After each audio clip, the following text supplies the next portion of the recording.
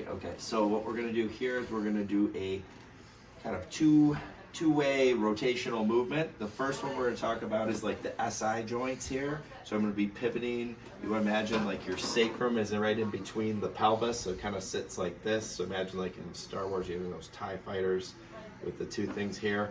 But imagine that middle part can kind of move and twist. And so basically when we're dropping a hip up and down, it's kind of like this and getting motion on both ends of that sacrum as it twists. So the reason we want to do this is to free it up, to get it to move better and adjust, and also to use those muscles to be able to pull it out of a stuck position or out of an asymmetrical position back to neutral as part of pelvic and core stability. So I'm going to come here in a nice neutral position. You can do this on top of your bed.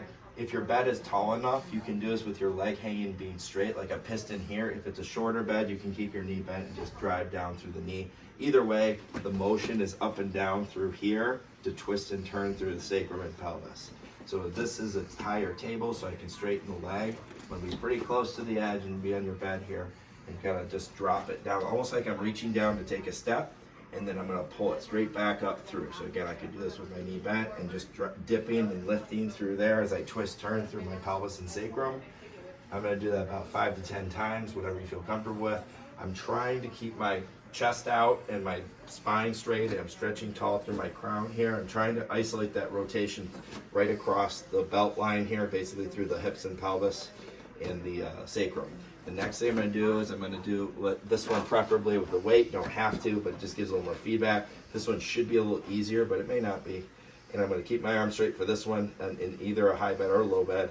And you're going to drop down like you're lowering that down. And again, straight spine, lock that out. And you're trying to rotate through that fifth wheel in the middle and see how easily or not you can kind of piston through.